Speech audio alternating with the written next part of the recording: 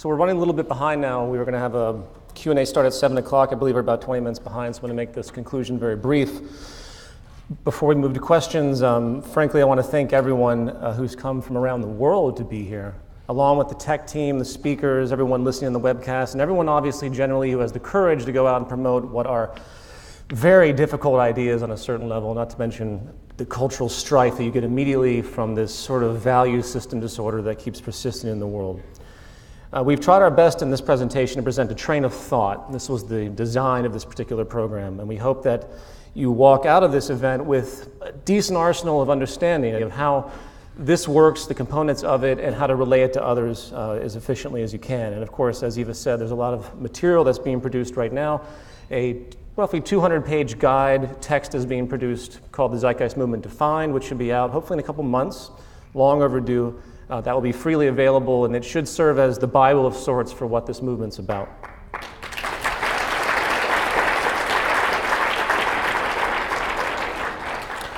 As was mentioned earlier, the zeitgeist moves on in one direction or another, and we can choose to orient it or not. We are all in the zeitgeist movement one way or another. The question is, how aware and responsible are you when it comes to the inevitable unfolding of the change you are invariably a part of? Now, it's usually at this point in a program of such, in the general kind of activism, sustainability movements, that someone comes out, puts up a screen, and tells you where to donate all your money. We don't work that way. The Zeitgeist Movement has no offices, it has no employees, it takes no donations, and our events are strategically designed, usually badly, to break even, which they usually don't. This movement is about personal effort. You don't give to the Zeitgeist Movement, you become a part of it by your actions. You learn, you communicate, you become part of the process of social transformation, and as tedious as it may seem, there is a tipping point that can occur. Before the age of the internet, it's hard to fathom how mass social revolutions ever happened at all. Imagine without a telephone, but yet we go back in history, these things did occur. And we have a vast amount of tools now that was never possible before, which makes this possibility that much more possible. And every time you engage people, you need to remember that all of your actions, regardless if it's relating to the Zeitgeist Movement specific content or not, is going to have an effect. What I mean by that is every time you engage people in an unselfish way, you plant the seed for them to be unselfish as well. Every time you give to somebody instead of exploiting them, you plant the seed for them to give to other people and to not look at exploitation and personal gain as a virtue, as we have unfortunately in the world today.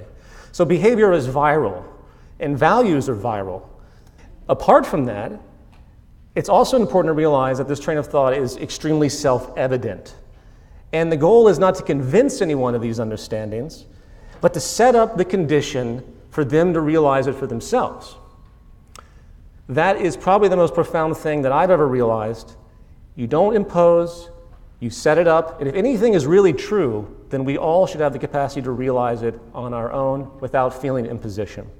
So this concludes the presentation. I thank all the speakers and everyone that's coming. We're going to have a Q&A right now, but thank you all, and thank you all on the webcast.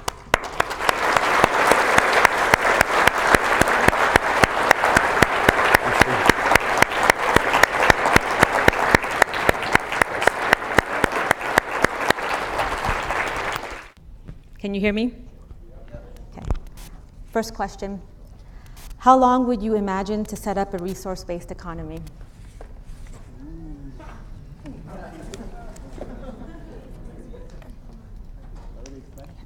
Go ahead. Mic on? Mic. Test. How long will it take to get the microphone to work? Hello. There we go. All right. Well, is that a loaded question? Of course, we're talking about changing the planet, so to throw a time scale on it is erroneous, I think, on its face. But I look at it this way. I don't expect to see this happen in my lifetime. And I'm doing that to myself on purpose, all right? Think about it. If you're doing this for the selfish reason of I want it for me, why are you doing it? I'm doing it probably knowing that I'm not going to see it happen in my lifetime, and I'm doing it anyway.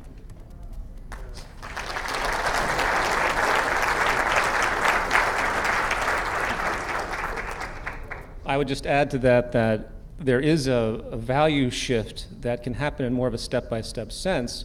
Obviously, the definition of a resource-based economy, and as what Eva said earlier, that we're always in transition. So planting the seeds of these values, which we're seeing anyway, almost forced by the environment, such as this kind of greenwash thing we see in corporate America right now, at least it's a positive notion, even though they don't really understand what they're up against and the public doesn't understand that you really can't have a green corporation because it goes against the very fundamental laws of the market economy.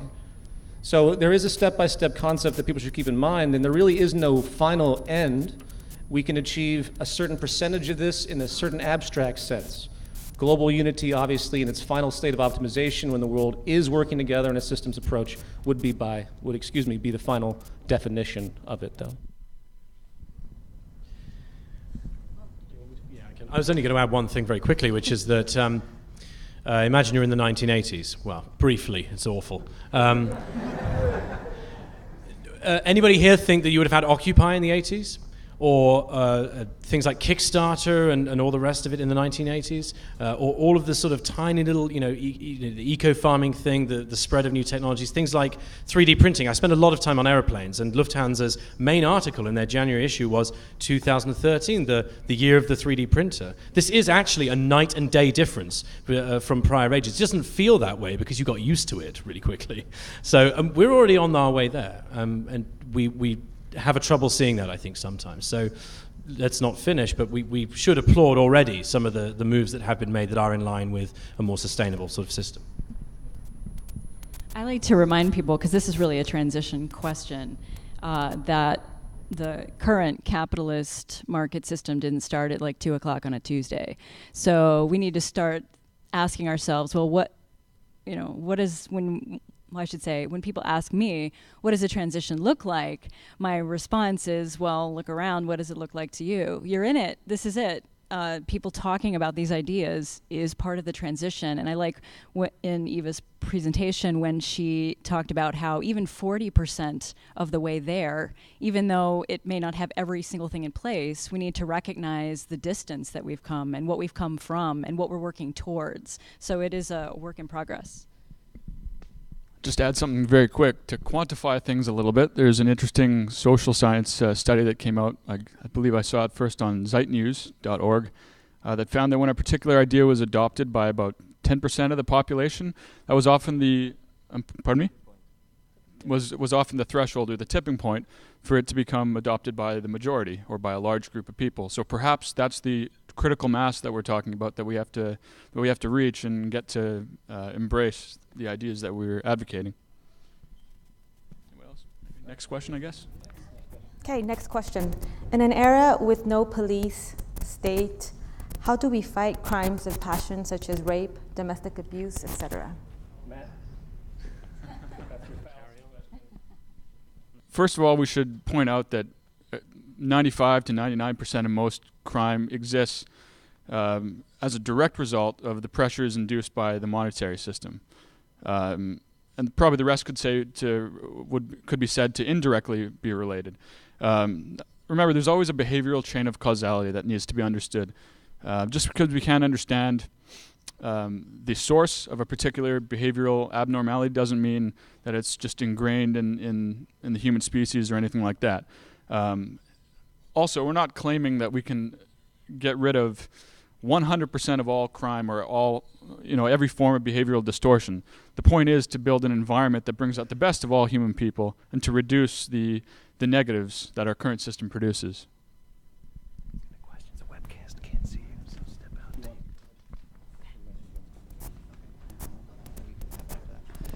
I would add to that in an environment that is as positive, at least intuitively positive, as what we're talking about, any aberrant behavior after that point, in almost every respect, would be a mental disorder, a medical issue. There is something going on up here, likely, that has triggered a misbehavior, and that's a medical thing that we can help people and learn from and try to figure out the human condition even better.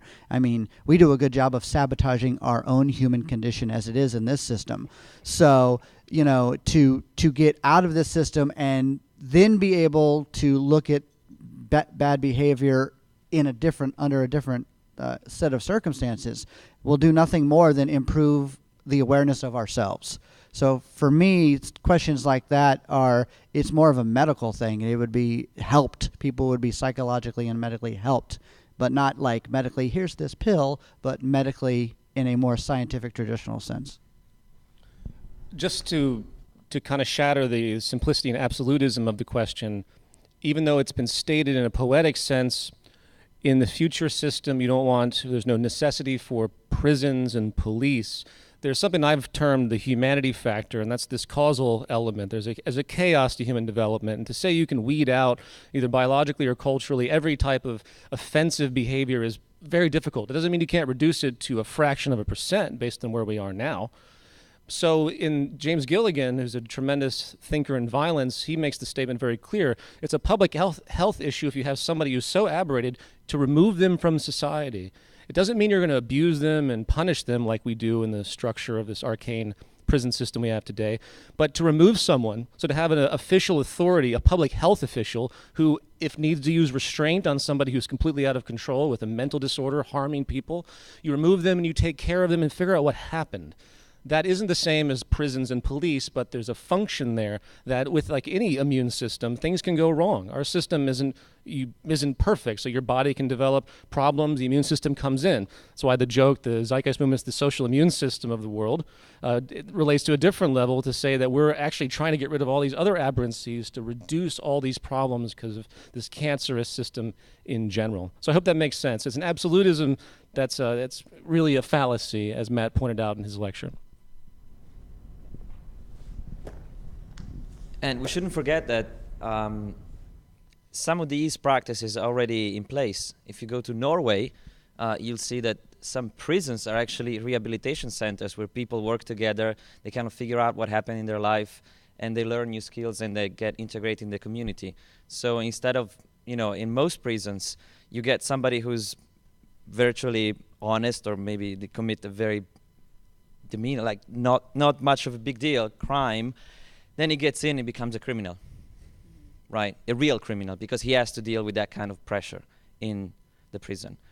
In some countries more evolved, like Norway, this doesn't happen. So it's not like we're talking about something completely alien to what we're already experiencing. And also public officials should be proportional to the requirements for them. So the question, how would you deal with the rapist or in the future if you don't have a police? Well, you're going to have the proportional number of public officials to the crimes that you have. So you're never going to be out of public officials to take care of that situation, because it's an evolving process.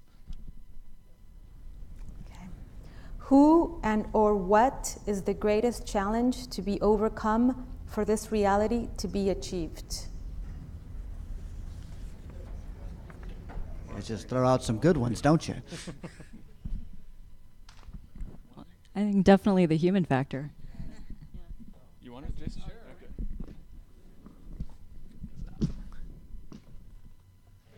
Okay. So I see Stanton, the whole table come flying. It'd be great.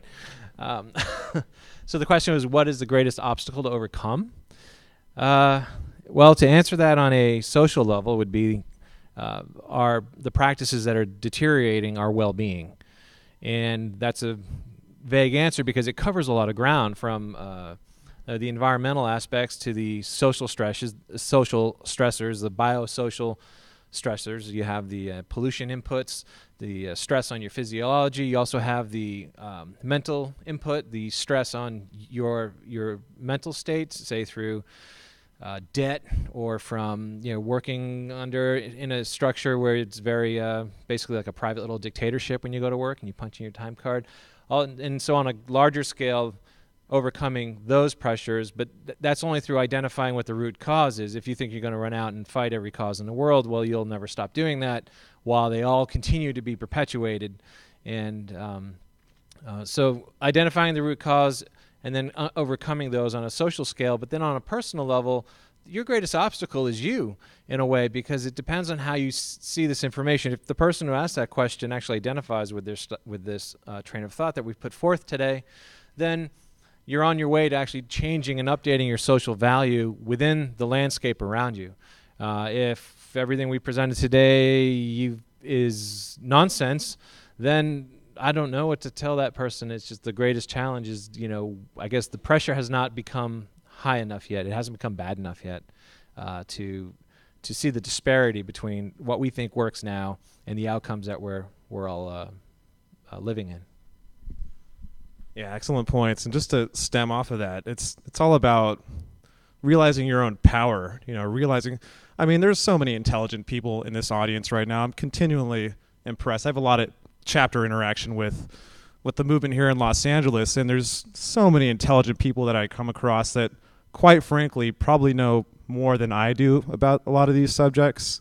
And it's just about stepping into your own power and stepping into your own, doing something with that intelligence and channeling it and realizing, yeah, you can do public activism. I was never an activist before any of this stuff, but it's just, and I'm not totally comfortable doing this stuff yet. But it needs to happen. So it's really a lot about, what Jason said, values, what you value, what you do with your time, and committing to that and realizing that this is a long process, and just enjoy creating social change. I can't imagine, anything more fun than doing that. So.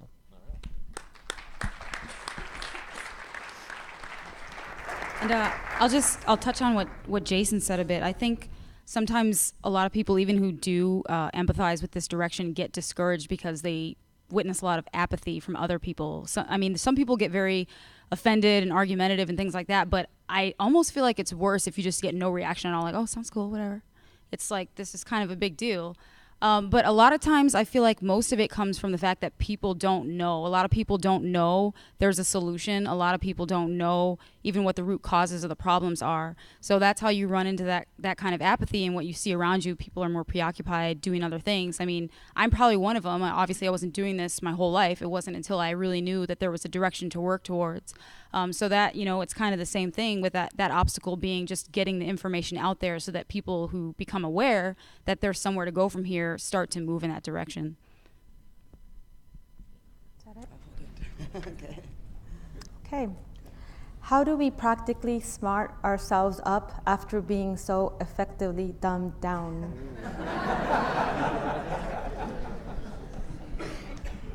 First of all, I want to congratulate you on the funniest question so far. That sort of ties in a little bit with what I was saying. Who here would say that most of their education these days comes from direct contact with the internet? Right? We get all our news from there. We learn about things like the Khan Academy from there and all the rest of it. We read our books, which are delivered by the internet. You're receiving news sources that can't go through a censor just through the structure of the way that this is set up. I do think that most of the education, and by the way, you know more than like Galileo did, right? You're geniuses compared to Galileo. Bear that in mind. This kind of stuff is I think education is sort of built in. Now, of course, there are a lot of people who can just use the internet for cat videos. But I think that that's changing. I do think that overall, as things are sort of shared more and that the sort of social engine pushes information outwards by people who deliberately want it to be shared, and as that becomes more of a social effort rather than just, hey, look at this cat video, then I think this sort of gradually tips the balance, almost like the tipping point you were talking about. So I would say it is definitely going to be systemic education, I'll put it that way, rather than just going to school. Even schools are changing now as well. I do think it's going to be the general interaction between the availability of information and the way that the interaction actually sends that information on as well. And especially our children right now. My daughter has already learned way more than I did and has come into contact with operating systems and concepts about the earth and all the rest of it. Not through me being anywhere near a good parent, but just the fact that there is all this interactivity and availability of information and all the rest of it. So I don't know if that helps. We are Legion indeed.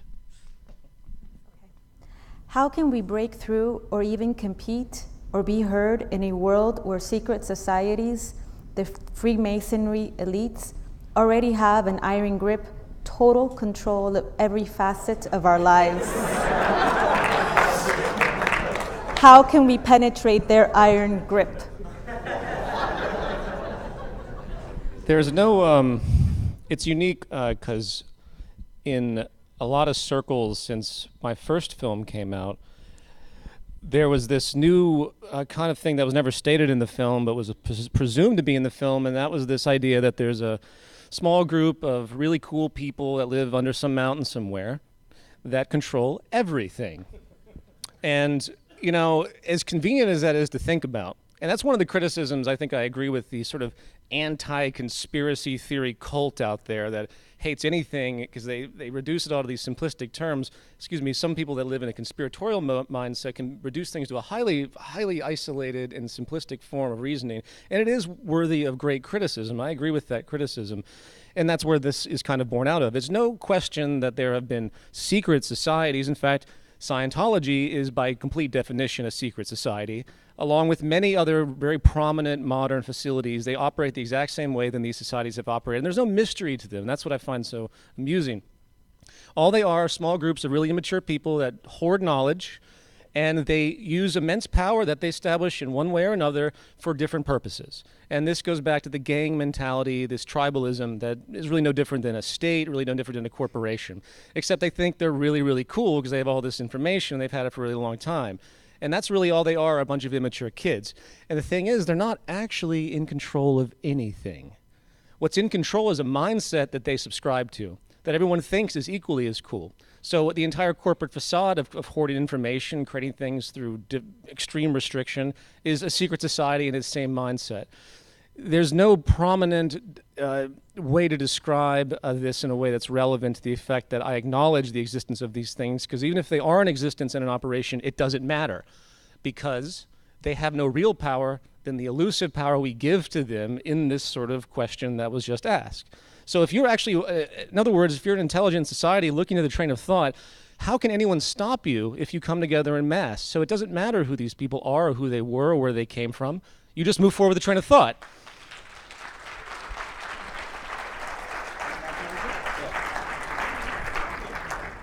Okay. A question that has come up more than once during our meetings in Mexico is, how would you recommend to approach with this information to people that live day to day, working more than 8 hours a week in a factory? What would be the simplest way to talk to those people that unfortunately are not that well educated? Ooh.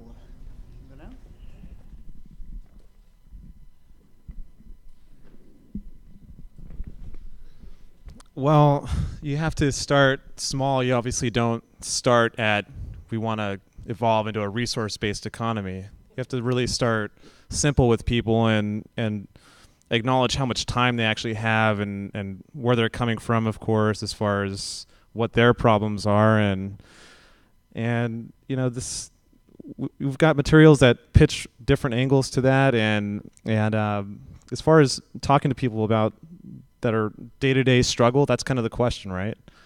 A day-to-day struggle. I mean, just speak to their values and just get them to realize that where the root causes are of a lot of their problems are, if they can even manage a few minutes to give you, to care about that stuff, because you're talking about people that are struggling and going through a lot of problems. So just get them to realize where their problems are actually coming from at the very most simple level. And I think that's a great place to start. And if they can manage to actually, you know, get more interested and have more interest and actually have time to contribute and do, you know, just to at least support it is actually the most simple, greatest thing I can imagine. I mean, just support the direction, support a better world for all people, support getting to the root of the problems, support advocating solutions that can evolve society in general, and I think that's a great place to start.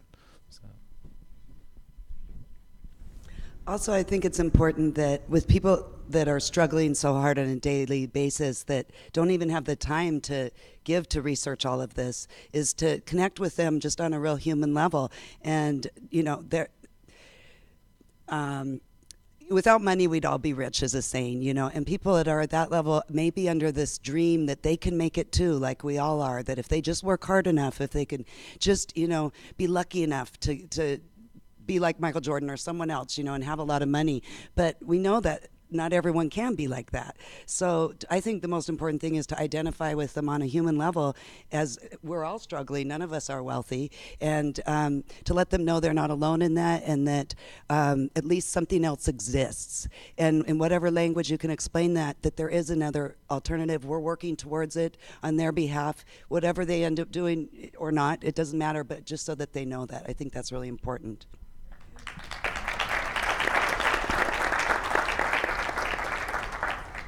I think creating community wherever you can with people who are like-minded, seeking answers to solutions is really key. To let them know, that they are not alone, and to educate and share resources together, and in the best way that you can. I think it is psychologically stress. I guess the psychological stress can be alleviated through the understanding of your relationship to the system, and maybe that will lift some of the feelings of, oh, I'm in my position because I'm not good enough, or I'm in my position because I'm not educated, and to have them recognize that that's not what's really. Yeah, it's not you, it's the system, and help facilitate just whatever resourcefulness you can pull together for the community. And as the more techie of the group, I would say something that could be done, this would all be situationally specific, so I'm going to be very broad here, would be to help set up. It's like a series of did you know questions. Did you know about aquaponics? Do you know what that is? We could set that up in your community and grow some food on the side. Maybe 4 or 5 of you could get together and we could set up a little community garden farm or something like that using an aquaponics system. And maybe everybody pools some resources in the financial sense, since that's what we're stuck with, and set up something like that. And you do that for 1 or 2 months, and you do another one, and then you do another one, and you start eroding their need to, you start helping relieve that grocery budget a little bit by growing some lettuces and spinaches. So now they have a practical real world application of kind of what we're talking about. It's not, giant solar panels and wind turbines and everything else. Okay, it's a more local scale, but it's the concept, it's that train of thought that, this is how you can erode that dependence on money, because we're going to set this up in a way that now you're kind of more self-sufficient. And as you erode that dependency on the system and give them more independence internally, that is a helper. So it's all the above, and trying to institute real world solutions in their own backyard that they might be able to benefit from to help relieve those stressors and free them up to expand themselves as well. Yes. Excuse me? They speak perfect English. I know there's people here from TJ from Mexico visiting. I met them earlier. Alejandro, somewhere. There are 3 Alejandros, so they speak English, thank you. Yeah, okay. From your talks and presentations, technology is the savior of humanity? Question mark? No, the applicable use of technology is the savior of humanity. There's a big difference between technology and how you use it. Here's a hammer. I'm going to build a house for someone who needs a shelter, or I'm going to whack you upside the head. Is it the hammer's fault how it's being used? No. So it's about the intelligent application of our technologies. And some technologies aren't very good. Some technologies don't necessarily serve a proper purpose, and they might not even be relevant as we move forward. What's the technological benefit of creating some crazy-ass frankenfood that is going to give you cancer later on just because some scientists were paid to do so in a lab? I mean, what's the scientific relevance of that? And this is coming from a science geek. So some stuff doesn't apply, and some stuff does. So what matters is how we use the technologies in a way that they're almost invisible to us, in a way that, yeah, okay, we've got wind turbines and stuff, but they're like integrated into the structure or whatever, and I don't even really notice them anymore. So we can adapt to those environmental adjustments. We do it all the time.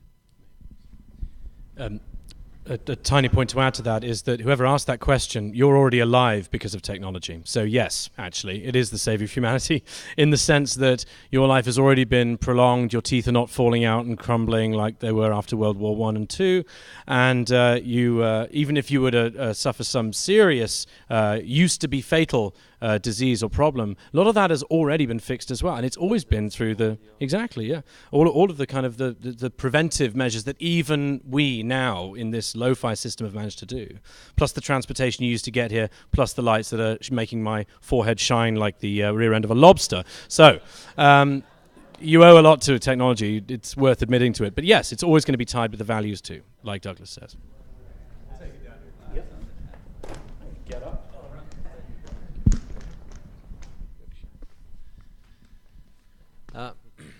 So that question was, technology is the savior of humanity, question mark. So the savior of humanity is living sustainably within the closed system that contains our life need. So technology is an extensionality of human ingenuity, and that goes back to your value system and how you apply it. People who, a society that lives on an island that survives is living inside of a resource-based economy, absent the advanced technology as a benefit for increasing their carrying capacity. I hope that makes sense. I've been absorbing this material for a long time, so I speak in jargon. But so in principle, you're living within equilibrium, I used that word earlier today, with your environment, and respecting dynamic equilibrium is what will perpetuate your longevity inside of a finite system.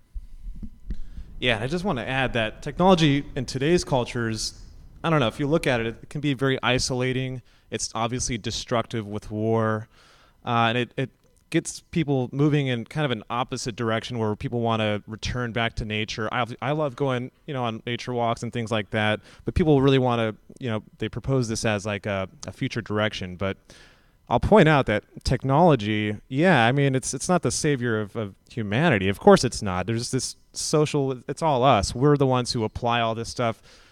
There's no one here on this earth but really us. Obviously there's animals and plant life, but I think you guys know what I mean. As far as technology, everything is technical. We've pointed that out many times in our content. And, technology is really just a matter of something being functional or having, a utility to it. Everything from shoelaces to a door lock to lock the bathroom when you go to the bathroom. Anything, in the human body is functional. Basically, everything in the known universe has some kind of functionality. So in that sense, it's kind of abstract, but everything kind of has a technical function to it. Mathematics is a completely technical tool, even though we don't think of it as such. Any process of thought is technical. Next question. Yeah, next question. How do we convince the upper class to agree to such a change, as most of them like the fact and attention from owning things that most of the other people in the world cannot? Education, you say, is the key. But if that doesn't reach out to them, what's the alternative? Not owning. Okay, I'll take this one because I used to be on this side, and then I was introduced to an environment where I actually met billionaires, not millionaires, and I spoke to them and I had lunch with them, and I went to their houses and look at their family and have a conversation, right? And these guys, they're just like us, okay? They are products of a system where they play their cards really well, and it's not like they actively wanted to create suffering or misery. Most of them actually created a lot of wealth for a lot of people. Now, the thing is, even the most powerful person on the planet cannot change the whole fucking system, okay? That's a truth. That's a reality, okay? Now, I'm a proponent, a very fierceful proponent of open source. So Bill Gates is not exactly my role model. However, this guy pledged 99% of his wealth to socially responsible causes. Then you might say he's not spending it in the best way and, whatever. Point is, he is single-handedly responsible for ending polio in India, 1.2 billion people. Okay? He spent $7 billion just donating in vaccines to end polio, and 800,000 people were saved. Now, I'm not saying he's a hero. I'm saying there is no such distinction as us and them. So it's not convincing them. It's finding ways of better communicating among each other to understand each other better so that we can come to common ground and common solutions, because we're all on the same side, really, because I know these guys, and most of them are on everybody's side. They're not on their side. So I can speak for experience. And I'm sure there's going to be the asshole who, who just wants to hoard everything. You can point them out and say, those are the assholes. But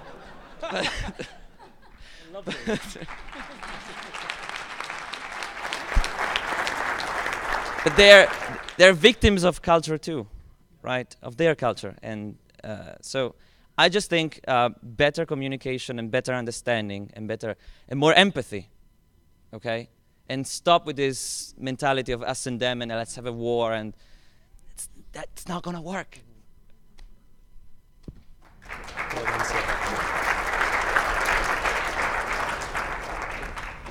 The question I sometimes want to fire back to that too is, what is it that you're thinking that they're losing when you're meeting the needs of the human population? What is it that you think that the wealthy are going to lose when people's time with their families increase, or when that they don't have to work as many hours per week, or when the stress level goes down? It's like, where is the loss for people that can afford to purchase? Their purchasing power is greater. It's really what the difference is. Do you have a difference in purchasing power? There's no loss, from what I see, for anyone that is wealthy. Wealthy. You got me going on that today.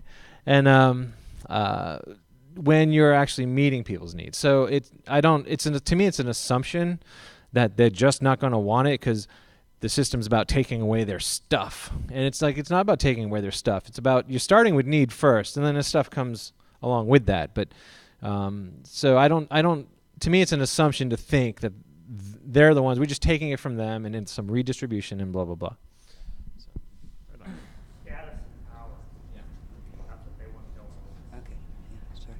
I just wanted to say that we push in our society extrinsic values of money, fame, and status.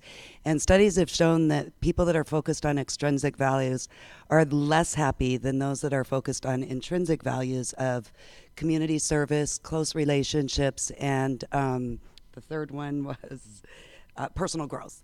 Those three were the ones that made you feel better about yourself and happy. People say, well, how can you measure happiness? But for years we've been measuring depression and prescribing for it. There's a great documentary I watched called Happy, and I highly recommend it. And it goes through the world and shows even countries that are happy and not. And the happiest countries aren't the ones that you would think. They're the ones that the people are taking Yeah, exactly. Well, Denmark's actually rated the happiest. Interestingly enough, Japan is rated the least happy because after World War II, when they were decimated and they rebuilt, rebuilt on the principles of just economic growth and GDP. And so now they have a disease there called kiyoshi, where young men are working themselves to death. That's how bad it is. So there is a connection between, like Jen brought up, with the people that are really wealthy and feeling disconnected. They don't know if people like them for the right reasons. So we're not demonizing that money or anything, but there is a psychology that comes with it. One last term I learned recently that I love is called hedonic treadmill. And that means that the more material wealth and goods you have, the more you want. So you're never satisfied. It just keeps increasing. So a lot of times people, when you don't have money in our society, your motivation is, well, if I can just make the money, I'll keep going.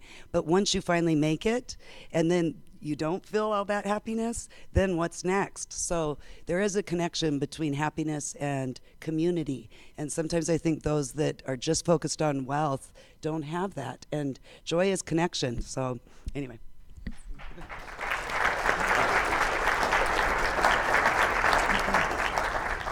Just to add something to what Jason said and Fed said, possibly one way to communicate this would be to point out the reality that middle-class people today, and even lower class to an extent, live way better than people a couple hundred years ago or even 100 years ago. So there's no reason to assume that people at the top of the pyramid today have to have a lowered standard of living. Quite the contrary, everyone would be raised to the highest potential that the planet can afford.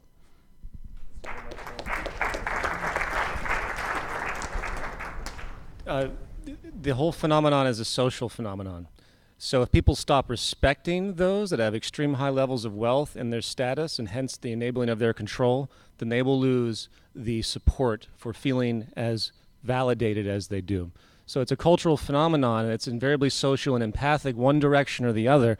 So the wealthy, I think, actually feel very alienated. There's another documentary called The 1%, which expresses how alienated these people feel. And Jen talked about this.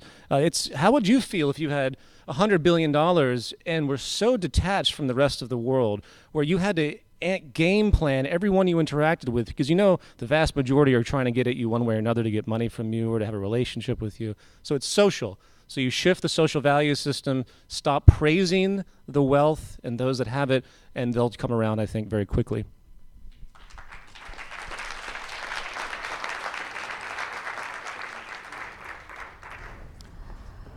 Okay.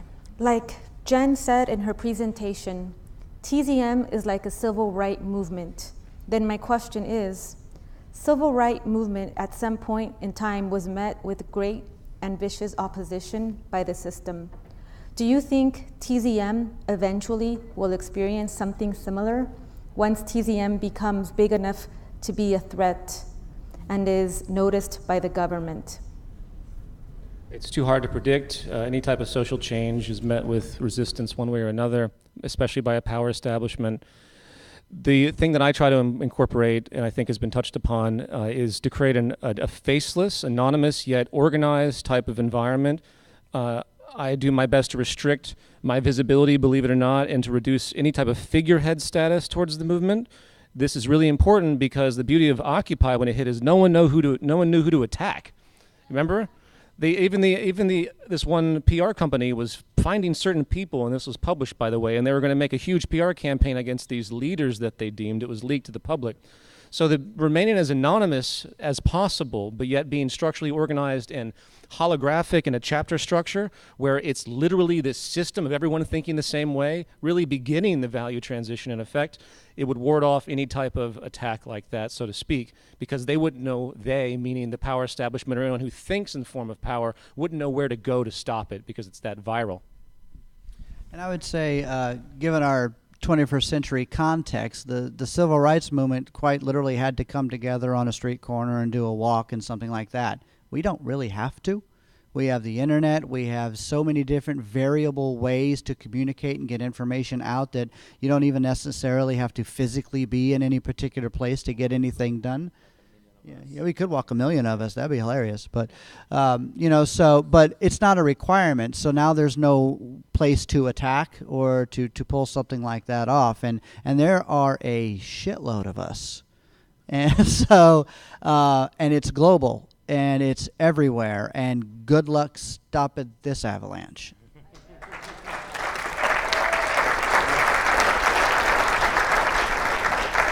Yeah, I was just going to add, you can't kill an idea, so the idea is gonna go on. I mean, we've unleashed it, and we're already too big that you couldn't get all of us right now. So, I'm not saying there wouldn't be minor instances of, as change, as we start to affect change in a way that is just so socially evident, it can't be ignored, that there wouldn't be some people upset about that and reactive. But I'm not worried about the movement itself or the ideas itself getting squashed at this point. I mean, this is, as Doug said, it's an avalanche. One small story. I was relating some of these ideas that I talk about and that we all talk about to a friend of mine who's not interested in the movement and isn't part of it. He's quite religious, actually. But he understands the train of thought. And when I pointed out that we had violent detractors, he said, "You mean you have people who don't like what you're talking about?" And I said, "Yeah." And he went, "Well, that's ridiculous."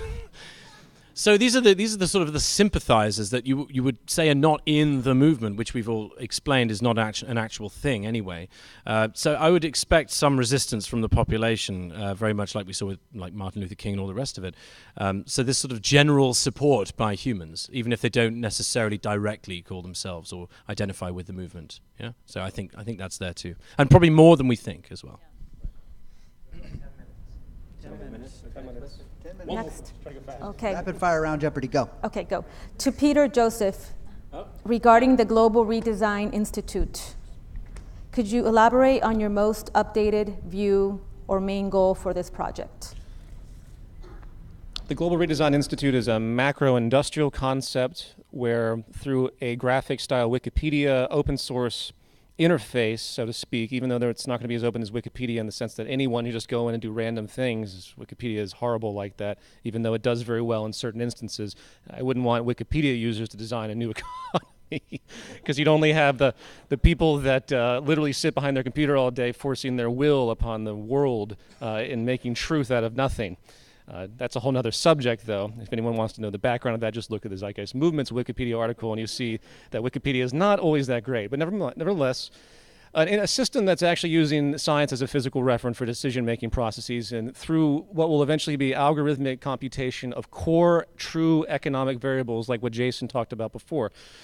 So what happens in this, people come in, ideally with some type of background in engineering, or at least critical thought and creative thinking. And ideally, this would work through chapters. So people in Los Angeles would be able to go to this website, big, good interface, highly interactive, many variables, but yet simple enough to understand, and begin to think about how they would reconstruct from the square meter all the way out to the entire city of Los Angeles, using true economic variables such as how transport would work for maximum efficiency. And there's lots of techno jargon I could spit out with respect to what would actually be taken into account to compute the society. It's not that some guy goes, I want a pretty building here. It says, what's the use of this? How does it work with the population? What are the energy resources of the region? What kind of stuff can we put on the coastline to actually utilize, say, energy off of the, tidal or wave energy? All the variables that we've talked about in passing, again, back to Jason's lecture.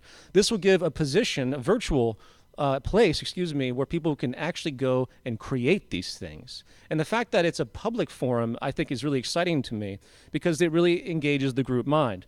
You know, we talk about how we can arrive at conclusions in this sort of computational way, but there isn't an existing AI system that can do this yet. So we are the AI system. And yes, we can think critically and logically enough to pull this off if we get rid of the bias of the market economy, because this entire idea is to say, let's do what's technically relevant and what will work to the highest optimized efficiency we know how, and forget the idea of what it's going to cost.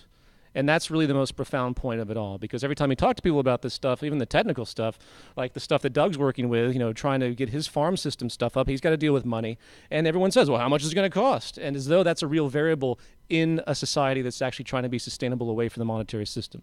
So I hope that answers your question. It's a work in progress. Very little's been done other than the structure of it, but the reasoning is there. And the next round is to get a very concentrated group of extremely good programmers and engineering-oriented thinkers to digest these variables, because it's not going to be complete, but it's going to show an example. And to make a final note, just like we have Zeitgeist Day, there will be conferences that exist all around the world for the Global Redesign Institute to show people, ideally in 3D modeling, what their region would look like without them having to pay for energy because it's so efficient, without them having to pay for food because it's so efficient, and without having them to pay for general goods as a step-by-step layered process. Again, that was kind of talked about in the transition that Eva did. So I hope that makes sense. I could rattle on, but that's basically it, and it's got a long ways to go before it's implemented in its virtual website form.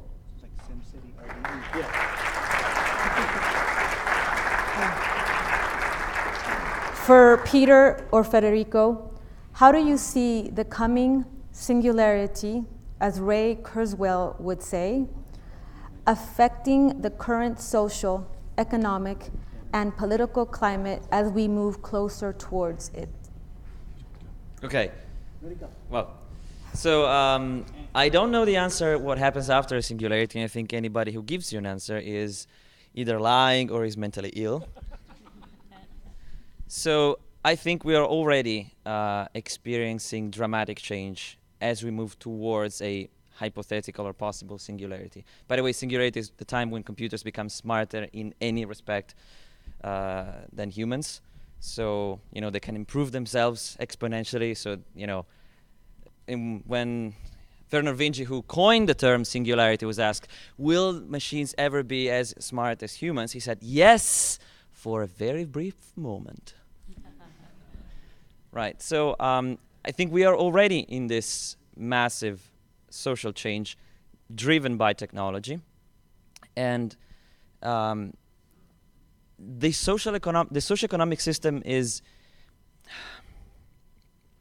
is a chaotic system. It's unpredictable, and nobody really knows where it's going. What we do know is that we see a trend towards openness, towards sharing, towards collaboration.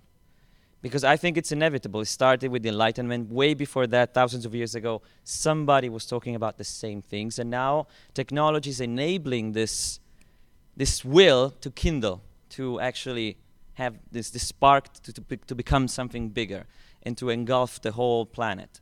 And this is because of instantaneous communication and the power of ideas, and cultural memes becoming the replacement of genes in our culture. So we are in the middle of it, and we should be supporting these open source projects. We should be fighting legislation that promotes meaningless and useless and unproductive and very harmful patent laws and copyright laws and Disney and all that bullshit. We should fight it with all of our strength and support the Electronic Frontier Foundation. Okay? These guys, they do some amazing work, and they protect our rights online, and they don't get any money. Okay? All of these guys, they work pro bono. They are some of the smartest technicians, computer programmers, and lawyers on the planet working pro bono to fight for our rights online. And all the money they get, they just use it because of the expenses, the huge expenses that some of the we could be we could be getting a lawsuit from somebody tomorrow, and we don't have the means. So the only way we could fight it would be to ask the Electronic Frontier Foundation, can you help us? Right? And people like those. So support great projects, open source projects that you think, like the Khan Academy, like open source ecology. There are tons of them. Find them out, support them. Support them with your time, support them with your money, support them with your ideas, support them in any way you can. And move forward in a much faster and better way. Okay, last question. What are we going to do as far as the animals used in farming? Are we going to promote a model of veganism or just more compassion and consideration for all living beings? This is a very common question, and there's multiple answers to it. The violence you see at the moment with slaughterhouses being the way they are, that violence comes from saving money. It's not to do with people going, yeah, I really want to torture a cow, and all the people eating it going, yeah, I hope this cow fucking died really horribly because it's more delicious when it's died in fear, right? So obviously, one of the first steps is that with the amelioration of those kinds of intensive and they're violent for the planet too, for the actual soil systems too, that kind of farming, you actually reduce a lot of the violence through, if you like, cultivating food, including animals, correctly. Now, a lot of people keep saying, oh, it'll be great when we can print steaks in the future.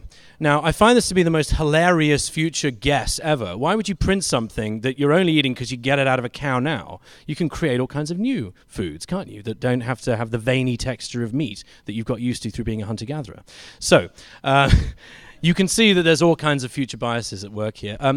Whether it's veganism or not, that's always going to be a personal choice, I think. I think that like I say, the slow amelioration of pain and suffering of animals, the general increase of plant-based diets is a good idea. There's various health things about red meat, about dairy that are true. I've been off dairy now for about 2 months just to see what it's like. It's been 32 years. I wonder what it's like without milk in my face every day, right?